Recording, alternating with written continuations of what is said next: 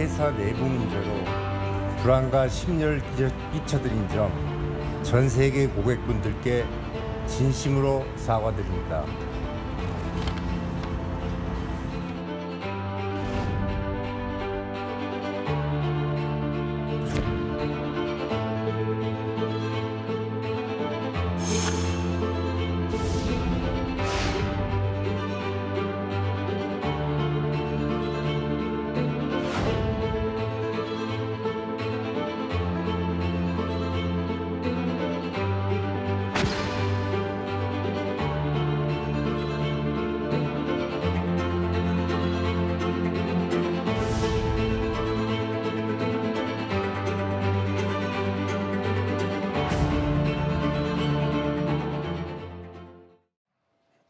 삼성전자 노조가 예고했던 총파업 오는 21일 이제 코앞으로 다가왔습니다. 이제 3일밖에 안 남았는데요.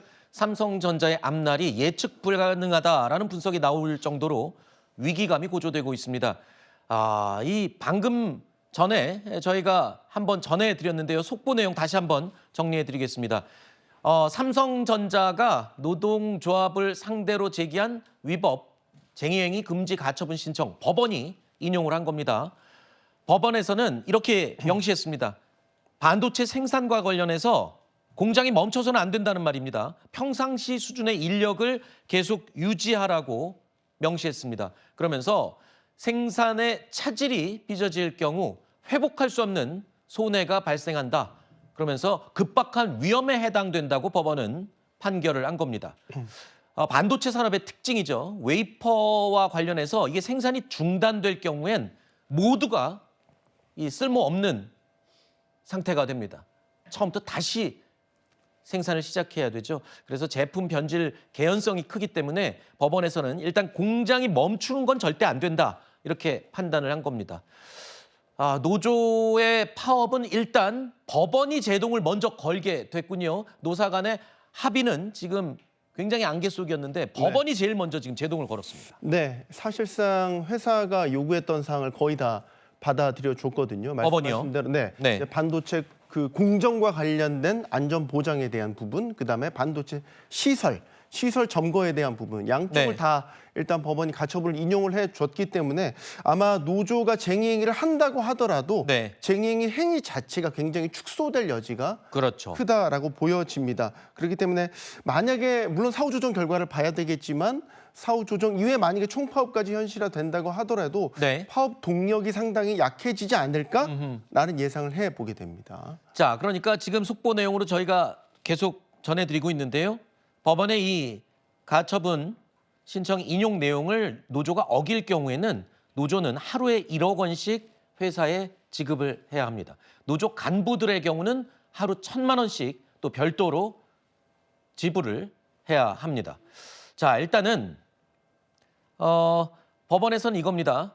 쟁의행위 자체를 모두 부인하는 건 아니지만 쟁의행위를 진행을 하되 생산시설을 멈추게 해서는 안 된다. 네. 이 부분이 방점이잖아요. 그러니까 지금 파업할 경우에 발생하는 엄청난 손해도 이 공장이 중단될 때를 전제로 할 수 있는 얘기잖아요. 네. 재판부가 이제 쟁의행위에 대해서 이렇게 이야기를 했죠.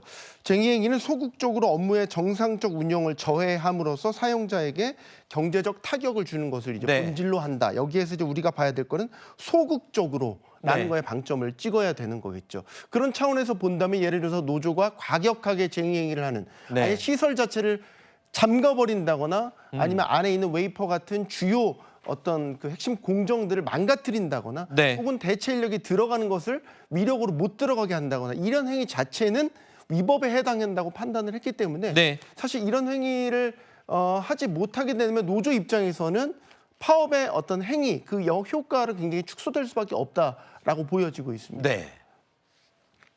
그리고요, 앞선 이 지난 주말이었죠. 이재용 삼성전자 회장이 이 언론사 카메라 앞에 섰습니다. 대국민 사과 입장을 전했는데요. 해외 출장 도중에 급거 귀국해서 갑자기 사과까지 한 겁니다. 굉장히 이례적인 경우였거든요. 다시 한번 보겠습니다. 회사 내부 문제로 불안과 심려를 끼쳐드린 점 전 세계 고객분들께 진심으로 사과드립니다. 노동조합 여러분, 삼성 가족 여러분, 우리는 한 몸, 한 가족입니다.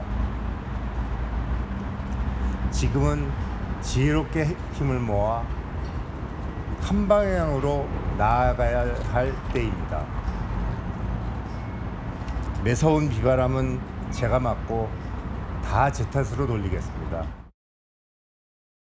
한 가족, 한 몸 이런 단어 표현을 써가면서 3번이나 고개를 숙여 사과를 했습니다. 이재용 회장이 직접 저렇게 대국민 사과를 할 정도다. 이건 지금 삼성전자 측에서도 굉장히 최후의 카드까지 지금 다 꺼내는 상황인 거잖아요. 네, 그렇죠. 결국 총수까지 나서서 직접 대국민 사과를 했으니까요. 결국에는 이대로 가게 되면 파업이 불가피하다. 파업으로 가면 이거는 삼성전자만의 문제가 아닌 게 네. 되는 거죠. 삼성전자 임직원뿐만 아니라 삼성전자와 같이 일을 하고 있는 협력사들부터 해서 뭐 크게는 주식시장에 영향을 주는 측면, 그러면 이건 국민 자산에까지 영향이 있는 거고, 그리고 아까 이 회장의 사과 멘트에서 보면 전 세계 고객사에 대한 이야기도 했습니다. 네. 지금은 반도체가 부족해서 수요는 너무 많은데 공급이 딸리는 시기입니다. 이런 상황에서 세계 1위 메모리 업체가 만약에 파업으로 라인을 중단한다. 이건 네. 전 세계 경제에도 상당히 심각한 영향을 줄 수 있는 부분이기 때문에 네. 그런 최악의 상황을 막고자 급거기국해서 결국 대국민 사과까지 한 것으로 보입니다. 네. 자, 삼성전자 노조 또한 이재용 회장의 이 사과가 나오자 협상 참여로 화답을 하는 모습을 잠시 보이기도 했습니다. 대화에 물꼬가 트이는 거 아닌가 이런 기대를 잠시 가져봤었는데요. 자, 그리고 오늘 속보가 또 나왔죠. 법원이 이 회사 측에 무게를 실어주는 결정을 한 겁니다. 파업에 대해서 공장은 절대 멈춰서는 안 된다. 자, 그런데 이런 와중에요. 삼성전자 노조 부위원장이 이런 말을 해서 지금 논란에 휩싸였습니다. 텔레그램 방에서 나눈 대화라고는 하는데 내용을 함께 볼까요? 자, 삼성전자는 우리가 없애버리는 게 맞다. 가족 같은 소리 하고 있다. 이러면서 극단적인 말을 했습니다. 나 감방 보내면 감옥 가지 뭐 책도 좀 읽고 운동 좀 하고 오겠다. 또 한 조합원은 이런 얘기까지 했습니다. 코스피 지수 시원하게 한번 빼보자. 코스피 한 5천까지 달성해 주겠다. 이거 우리 국민들이 들으면은 네. 좀 화가 나는 일입니다. 물론 그 노조의 답답한 심정은 내가 이해를 하겠다. 네. 라고 차치하더라도 좀 지나친 말 아닌가요? 지금 네. 노조의 동력 자체도 저렇게 되면 여론이 안 좋아질 텐데요. 그럼요. 그러니까 전 시기상도 그렇고 표현 자체도 다 악수에 가까웠다라고 보여집니다. 코스피 지수가 노조원들이 빼면 빠지나요?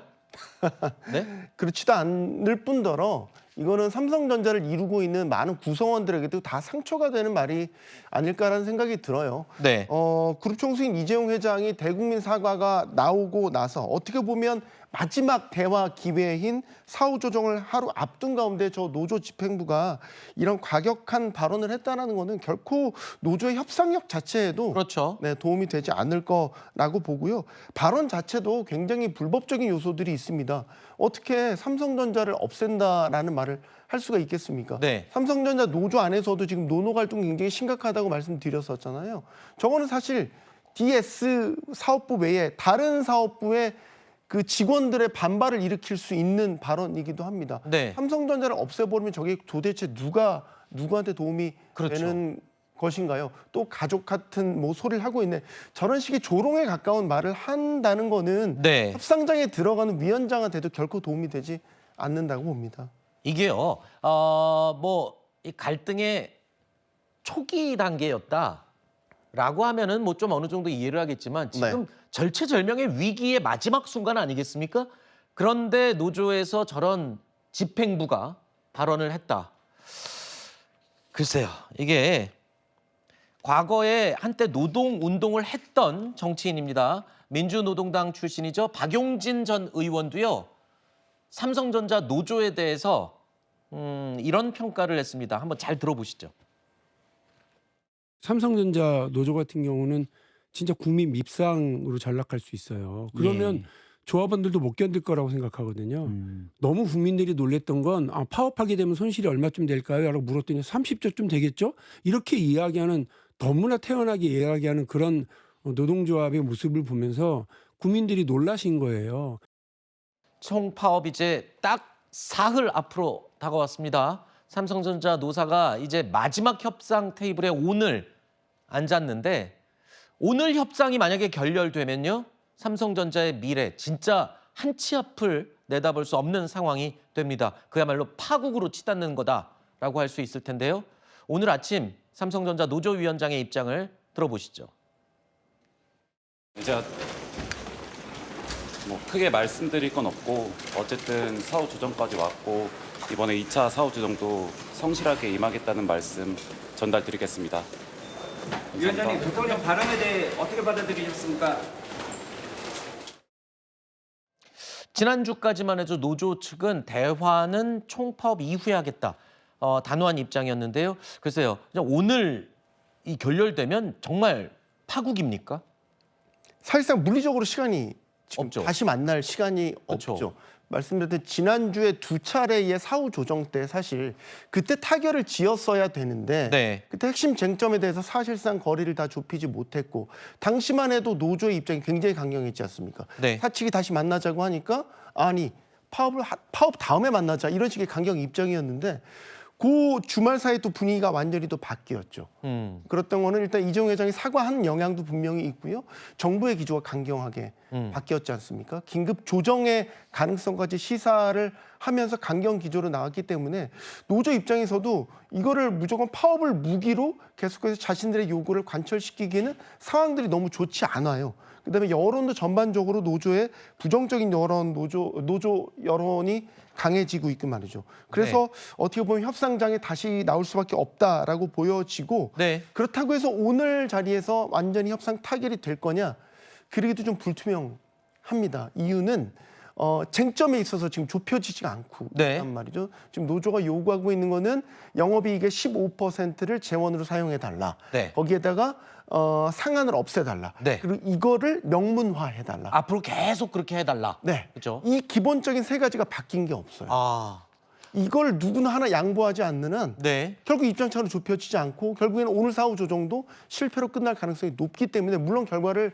지켜봐야 되겠지만 네. 그래서 지금 예상은 협상 시간을 좀 더 늘리는 게 현실적인 방안이 아닐까라는 정도로 예상을 해봅니다. 만약에 오늘마저 결렬되면 정부가 개입하겠다.